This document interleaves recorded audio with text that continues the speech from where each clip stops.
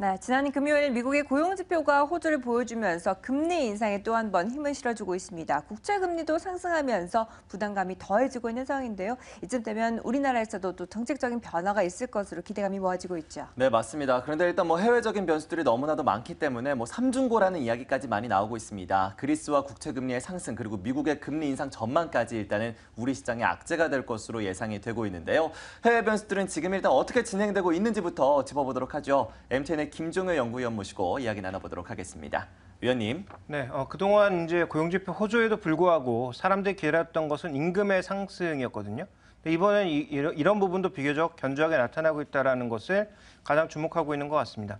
먼저 준비된 그림을 보시면 고용지표 중에 이 비농업 고용의 숫자는 지금 3개월째 빠른 속도의 정상화를 보여주고 있죠. 역시 이제 계절적인 충격을 벗어나는 것으로 이해해 볼 수 있겠고요. 시간당 임금 월별 상승률도 지금 5개월째 상승세를 보여주고 있고 꾸준하게 조금씩 올라가는 모습을 보여주면서 이 시간당 임금의 증가는 소비의 증가 그리고 인플레이션 압력의 증가로 이어질 가능성 또 유가가 과거 대비 많이 내려왔기 때문에 이러한 부분들을 소비로 돌리는 과정에서 임금 상승 부분과 맞물려 분명히 긍정적인 효과가 있을 것이다. 이렇게 좀 기대가 가능한 구간입니다. 그러다 보니까 이제 금리 인상 압력이 나타나고 있다라는 시각이 미국에서도 두드러지고 있고요. 그러다 보니까 당연히 미국과 독일의 국채 수익률 모두 급등하고 있는데 오히려 그리스 우려에도 불구하고 독일 국채 수익률은 장중 0.9%를 넘었다가 약간의 조정을 받는 국면에서 마감을 했다면 미국은 금리 상승 우려가 더 가파라지니까 오히려 2.4%대로 급등하는 양상을 보여줬습니다. 이 미국의 가속도가 나타나고 있다는 것은 계속 우리 입장에서 주목해 볼 만한 포인트죠. 달러 강세에다가 미국 금리가 계속 강세를 보인다면 이 달러 캐리 트레이드 같은 것들이 환수될 가능성이 있기 때문에 미국계 자금의 움직임을 계속 주목해 볼 필요가 있을 것 같고요. 그리스 같은 경우에 계속 불안하다고 하는데 의외로 다른 국가들은 흔들리고 있지만 그리스는 최근에 별로 흔들리지 않고 있습니다. 그리스의 국채 금리도 10% 내외에서 안정된 모습을 나타내고 있고요. 주가 지수도 전저점 수준이었던 800선 정도에서는 일단 바닥을 다지고 있는 그런 모습을 나타내고 있어서 오히려 그리스보다는 그리스 외 여타 국가들이 조금은 불안감을 나타내고 있는 것이 현실적인 모습이다라고 봐야 될 것 같고요. 대외 변수들을 살펴보게 되면 결국은 많이 올랐던 것 중심으로 조정이 나타나고 있고 금리 상승에 민감하게 움직일 수밖에 없는 종목과 업종들이 현재 조정을 받고 있다. 이렇게 좀 봐야 될 것 같습니다. 네, 금리 인상과 또 국채금리의 상승, 그리스에 대한 변수까지 악재가 겹치면서 미국이 그나마 크게 반등을 하면서 시장이 흔들리고 있습니다.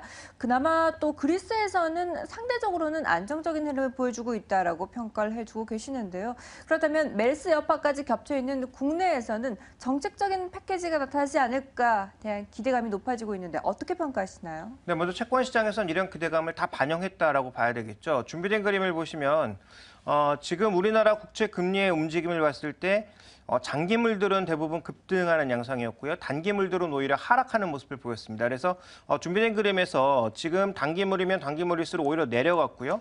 장기물은 오히려 급등한 이후 약간 조정, 다시 반등하는 그런 모습을 나타내고 있어서 단기물과 장기물의 흐름이 완전히 다르다라고 봐야 될 것 같습니다. 이쪽에 명확하게 드러나 있는데요. 지금 국고채 3년을 기준으로 해서 국고채 3년은 거의 보합권, 이쪽은 마이너스를 보였죠. 반대로 이쪽은 모두 금리가 상승했습니다. 그래서 장단기물의 격차가 크게 나타나다 보니까 실제로 장단기 스프레드는 10년물과 3년물, 10년물과 5년물 기준으로 모두 가파르게 올라가는 모습을 보였습니다. 그런데 3년물과 5년물의 차이는 별로 나타나지 않고 있거든요. 이런 장단기 스프레드의 움직임을 놓고 봤을 때 분명히 시장은 금리 인하 가능성을 선반영했다라고 봐야 되는데 장단기 스프레드의 급등은 별로 그렇게 긍정적인 신호는 아닙니다. 그리고 또 한 가지 우리가 좀 살펴봐야 될 건 현재 우리나라가 주택가격이 올라가기 시작하면서 M2 증가율, 그것도 빚으로 지금 유동성을 늘려나가고 있는 국면이거든요. 그러니까 이 국면에서 과연 한국은행의 선택이 빠르게 금리를 인하해서 더 유동성을 푸는 방향으로 갈 것인가, 과연 여기서 유동성을 푸는 것이 얼마만큼의 정책 효과를 줄 수 있을까, 이 부분에 대한 고민이 필요할 것 같고요. 지금까지 이주열 총재가 보여왔던 시그널로만 놓고 보게 되면 이번에 금리는 오히려 동결하고 한 달 정도는 더 여파를 지켜볼 가능성이 있지 않나. 그래서 메르스와 관련된 사태들만 보면 다급하게 내려야 될 것 같지만 이것이 정말 그냥 지나가는 하나의 또 그림에 불과하다면 현재 구간에서 금리를 내리는 것은 또 실기일 수도 있거든요. 그러니까 시장의 기대만 너무 믿지 말고 주변 상황들을 좀 더 복합적으로 바라보는 것이 필요하지 않을까라고 판단하고 있고요. 또 하나 이제 추경 같은 경우에는 적극적인 편성을 하지 않겠다라고 했으니까 아마 이런 정책 패키지에 대한 기대는 조금 더 뒤로 미루는 것. 그러니까 7월 달 이후거나 아니면 뭐 9월 이전에 한 뭐 7, 8월 정도에 아마 패키지 형태로 나오지 않을까. 좀 이렇게 보시는 게 좀 더 현실적이지 않나라고 보고 있습니다. 네, 그렇다면 뭐 정부에서의 추가 경정 편성 가능성이나 아니면 금리 인하에 대한 기대감을 조금 낮출 필요가 있다라는 이야기를 지금 전해주고 계시는데요. 그렇다면 앞으로의 시장 방향성은 또 어떻게 진행이 될지 여부가 중요할 것 같습니다. 전망 어떻게 하고 계십니까? 네, 일단 우리나라의 위치를 잘 봐야 될 것 같은데 외국인 입장에서는 우리 코스피 지수를 원화로 표시하지 않고 달러화로 표시하고 있거든요. 그러니까 이 부분을 살펴볼 필요가 있는데 준비된 그림을 보시면 지금 상승 추세대 하단까지 내려와 있느냐? 그렇게는 보이지 않고 있거든요. 만약에 달러가 인상 기대감으로 더 올라가고 그리고 반대로 달러가 올라가는 구간에서 코스피 지수가 밀려나게 된다면 그 지지선이 한 2000선 부근에 닿아 있고요. 또 PBR 기준으로 봤을 때 한 배의 기준선이 과거에는 1950선 정도였지만 올해 들어서는 또 2004 부근까지 올라와 있는 상황이기 때문에 아마 추가적으로 아래로 한 이 정도까지는 열려 있지 않나라는 여유 있는 좀 생각을 가지셔야 될 것 같습니다. 그래서 아직까지는 하단으로 좀 지수가 열려 있다. 그렇지만 그 폭은 크지 않다라는 관점으로 접근을 하셔야 될 것 같고요. 또 하나 이제 업종별로 살펴보실 때 분기별 업종 그 컨센서스를 보시면 지금 급격하게 올라가고 있는 게 에너지와 화학 쪽인데요. 이게 과연 맞을 거냐라는 거죠. 2분기 이후에 지금 유가가 빠르게 떨어지고 있기 때문에 과연 이 전망이 앞으로 계속 맞을 수 있느냐에 대한 관점, 그리고 자동차 많이 떨어졌는데 이 떨어진 만큼을 달성시킬 수 있느냐, 그리고 화장품이나 의류, 호텔 레저와 같은 중국 소비, 중국 인바운드를 바탕으로 움직이고 있는 종목군들의 밸류에이션은 과연 어떻게 평가할 것이냐, 이런 업종들이 앞으로 핵심이 될 것 같고요. 그다음에 우리나라에 이제 근간을 바치고 있는 은행 업종이라든지 반도체 업종들의 이익이 과연 얼마만큼 견조하게 나타날 수 있느냐가 우리 시장이 향후 일정 부분 조정을 받은 이후 다시 방향성을 돌리느냐, 방향성을 돌리지 못하고 굉장히 좁은 박스 안에 갇혀서 답답한 모습을 보이느냐의 관건으로 보이고 있습니다. 그래서 아직까지 이제 시장에 대한 판단은 단기적으로 보면 지수도 그렇고 종목도 그렇고 추가적인 조정이 가능하다라는 쪽으로 보셔야 될 것 같고요. 장기적으로 봤을 때는 대형주들의 이익 컨센서스가 예상에 맞아 들어갈 경우 빠른 반등을 시도할 가능성이 있고요. 만약에 여전히 실적 추정이 하나도 맞지 않는다. 이런 관점으로 접근하게 된다면 아마도 하반기에도 크게 기대할 만한 내용은 없지 않나 이렇게 보셔야 될 것 같습니다.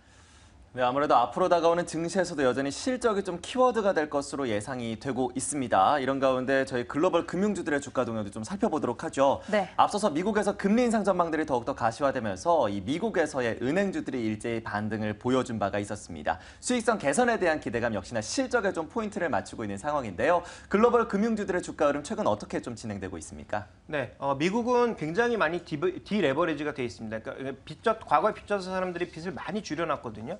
그 과정에서 이제 금리가 올라가게 되면 실제적으로 금리 인상에 대한 부담감보다는 금리 인상으로 인한 순이자 마진의 개선 가능성이 염두에 두고 있는 거죠. 그래서 아마 이제 미국 기업들은 그래서 움직이고 있다고 봐야 될 것 같은데 준비된 그림을 보시면 뱅크 오브 아메리카라든지 JP 모건이라든지 그다음에 뭐 웰스파고와 같은 대부분의 종목구들의 최근 주가 동향이 비교적 견조하게 나타나면서 다시 전고점 수준으로 근접하고 있다 이렇게 볼 수가 있습니다.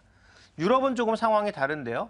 독일 기업들은 최근에 유로화 약세라든지 여러 가지 독일의 우려감이 나타나면서 오히려 급격하게 하락하고 있는 모습. 그래서 고점 대비해서 굉장히 큰 폭의 조정을 받고 있는 것이 최근 유럽계 금융사들의 흐름이고요.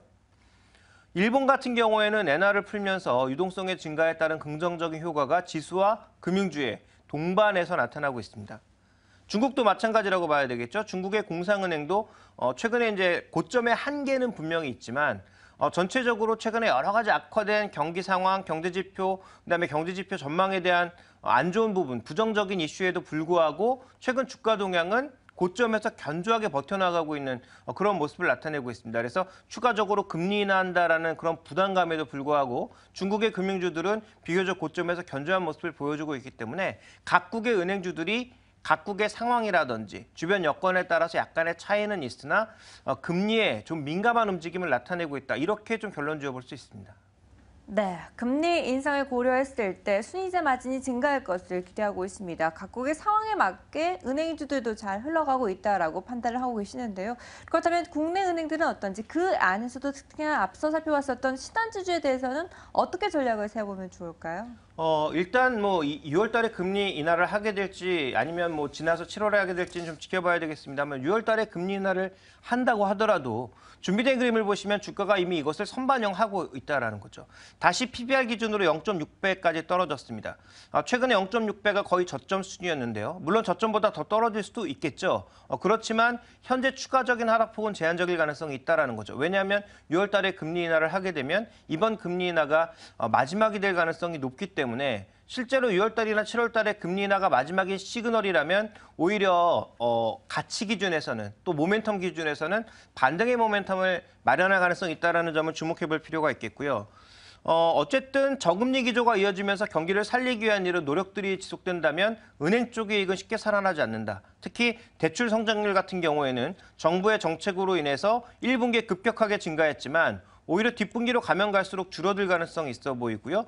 순이자 마진 자체는 최근에 이 하향 트렌드를 쉽게 벗어나지 못한다라고 봐야 될 것 같습니다. 그렇게 본다면 은행 쪽의 이익은 안 나오지만 그래서 은행 쪽의 이익은 오히려 하반기가 되면 될수록 감소하는 모습을 보여주지만 카드 쪽의 이익이라든지 또 신한금융투자와 같은 증권사 쪽의 이익이 견조하게 버티고 있어서 시장에서 행했던 컨센서스 정도, 그러니까 올해 이익을 한 2조 정도 보고 있는데 이 정도의 컨센서스만 맞춰준다면 배당 수익률 기준이라든지 여러 가지 모멘텀 기준으로 봤을 때 은행주에서 지금 굳이 떨어지는 구간에 팔 필요는 없다라는 거죠. 오히려 은행주는 하반기에 이 시장의 예상대로 경기가 개선되면서 이 컨센서스를 맞춰 나간다면 오히려 빠른 반등도 가능한 만큼 금융주에 대한 전반적인 투자 관점, 또 은행주에 대한 투자 관점도 지금부터는 뭐 공격적인 매수까지는 아니더라도 분할 매수 관점 정도에서는 접근이 가능하지 않나라고 보고 있습니다. 네, 국내 은행주들 많이 내려온 상황입니다. 앞으로의 금리 추가 인하에 대해서 선반영하고 있다라고 일단 해석을 해주셨는데요. 은행을 말고 카드와 같은 자회사들의 실적 개선 그리고 이것들이 컨센서스를 맞춰주게 된다라면 주가 또한 반등할 수 있을 것으로 전망을 해주셨습니다. 지금부터라도 분할 매수하자라는 전략까지 소개해 주셨네요. 자, 이렇게 해서 종목에 대한 전략 모두 다 세워봤고요. 이어서 시장에 대한 전략도 세워봐야겠죠. 네, 오늘 시장 시작하기 전에 미리 전략을 세워보도록 하겠습니다. 오늘 장선 전략 함께 하시죠.